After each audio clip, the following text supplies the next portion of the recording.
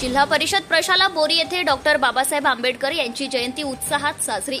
परभणी जिल्ह्यातील जिंतूर तालुक्यातील जिल्हा परिषद प्रशाला बोरी येथे महामानव विश्वरत्न भारतरत्न डॉक्टर बाबासाहेब आंबेडकर यांची 134वी जयंती मोठ्या उत्साहात घेण्यात आली।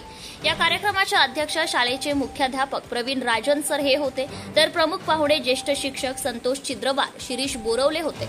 कार्यक्रमाची सुरुवात प्रतिमेचे पूजन व दीप प्रज्वलन करून करण्यात आली।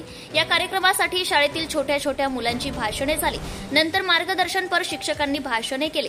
या कार्यक्रमासाठी गजानन घुगे, संतोष तायडे, राजेश वैद्य, अश्विन सोनवणे, पूजा हुडेकर, संघमित्रा खिल्लारे, आव्हाड सर, ठेंबरे साहेब, राजेश शहाणे, कैलास काळे, सरदार मामू हे उपस्थित होते।